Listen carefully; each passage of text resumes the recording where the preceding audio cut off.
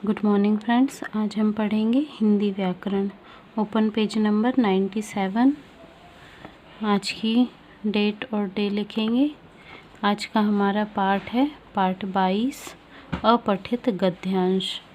अपठित शब्द से जैसे कि आपको समझ आ ही रहा है कि अपठित मीन्स जिसे आपने पहले कभी ना पढ़ा हो, है ना। तो उसी के बारे में हम इस पाठ में पढ़ेंगे। अपठित का अर्थ है ना पढ़ा हुआ और गद्यांश का अर्थ है गद्य का अंश। अतः अपठित गद्यांश गद्य का ऐसा अंश होता है जो पहले ना पढ़ा हो। अपठित गद्यांश को पढ़कर आपको पूछे गए प्रश्नों के उत्तर देने होते हैं। अपठित गद्यांश को हल करते हुए आपको निम्नलिखित बातों का ध्यान रखना चाहिए। पहला है, सर्वप्रथम गद्यांश को ध्यानपूर्वक पढ़कर समझ लें। दूसरा है, दिए गए प्रश्नों को पढ़कर गद्यांश से उसके उत्तर ढूंढें। फिर तीसरा है, पूछे गए प्रश्नों का उत्तर प्रश्न की भाषा के अनुसार लिखें। जितना पूछा गया है सिर्फ उतना ही आपको उत्तर देना है। यदि गद्यांश का शीर्षक पूछा जाए तो उचित शीर्षक दें। जिस पर वो आधारित है गद्यांश, वही उसका शीर्षक होता है। जैसे कि एक उदाहरण आपको यहाँ पर बताया गया है। अपठित गद्यांश व उत्तर पढ़कर यहाँ पे आपको समझना है। गुरु द्रोणाचार्य के गुरुकुल में केवल राजकुमार ही धनुर्विद्या सीखने जाते थे। एकलव्य नाम का एक भील बालक भी उनसे धनुर्विद्या सीखना चाहता था, परंतु नीची जाति का होने के कारण गुरु द्रोण ने उसे धनुर्विद्या सिखाने से मना कर दिया। तब उसने गुरु द्रोण की एक मिट्टी की मूर्ति बनाकर उसी के सामने प्रतिदिन अभ्यास करने लगा। अभ्यास करते करते वह एक दिन द्रोण के सर्वश्रेष्ठ शिष्य अर्जुन से भी अच्छा धनुर्धर बन गया। जब गुरु द्रोण को इस विषय में पता चला तो वे एकलव्य के पास गए और गुरु दक्षिणा में एकलव्य से उसके दाएं हाथ का अंगूठा मांगा। एकलव्य ने द्रोणाचार्य को अपना गुरु माना था, अतः गुरु की आज्ञा का पालन करते हुए उसने अपना अंगूठा काटकर गुरु द्रोणाचार्य को भेंट कर दिया। ठीक है, तो अब ये जो है अपठित गद्यांश, इसी में से आपसे कुछ प्रश्न पूछे जाएंगे, तो आपको उसमें टिक करना है सही आंसर में। पहला प्रश्न है, द्रोणाचार्य के गुरुकुल में धनुर्विद्या सीखने कौन जाते थे, है ना। तो आपको यहाँ 4 ऑप्शन दिए गए हैं। इसमें है राजाओं के बालक, जैसा कि हमने पहले ही सबसे पहली लाइन में यही पढ़ा था। ठीक है, फिर दूसरा है, एकलव्य क्या सीखना चाहता था, ये धनुर्विद्या, है ना।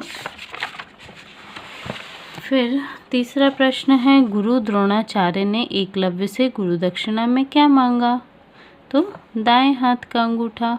ठीक है, फिर गुरु द्रोणाचार्य ने एकलव्य से अंगूठा क्यों मांगा, क्योंकि एकलव्य अर्जुन से श्रेष्ठ धनुर्धर बन गया था। और 5वां प्रश्न है, इस गद्यांश का उचित शीर्षक क्या है। तो इसमें सारा जो है एकलव्य पर आधारित है, तो इसका शीर्षक क्या होगा, एकलव्य।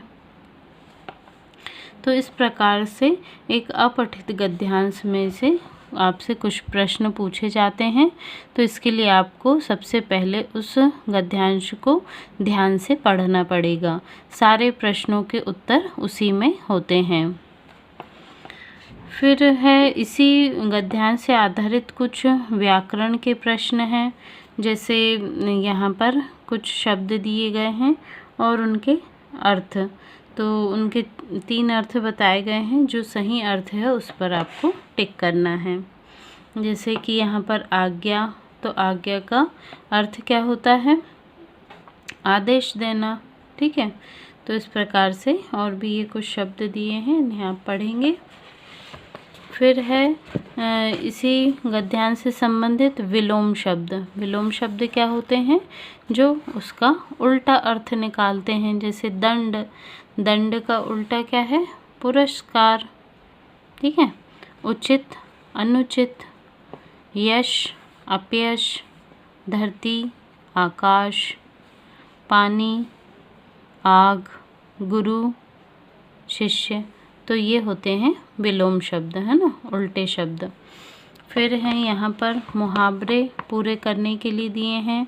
अपने मुँह मियाँ मिट्ठू बनना, एक और एक 11 होना, चादर तान कर सोना, पेट में चूहा कूदना, चैन की बंसी बजाना, ऊंची दुकान फीके पकवान, चोर की दाढ़ी में तिनका, घोड़े बेच कर सोना। तो ये क्या है? मुहावरे। ठीक है। फिर है यहाँ पर शुद्ध वर्तनी पर सही का चिन्ह लगाएं। मतलब कोई शब्द किस प्रकार से सही तरीके से लिखा जाता है वो आपको यहाँ 3 ऑप्शन दिए हैं, उनमें से सही तरीका जो है उस पर टिक करना है। जैसे प्रसिद्ध, प्रसिद्ध यहाँ देखिए ये सही है, ये गलत तरीके से बाकी लिखे गए हैं 2। यहाँ पर जलवायु, जलवायु इस प्रकार से लिखा जाता है। फिर है प्रार्थना, ये देखिए इस प्रकार से प्रार्थना लिखते हैं। फिर विद्यालय, ठीक है, विद्वान। तो जो सही तरीका है लिखने का उस शब्द को उसमें आपको टिक करना है।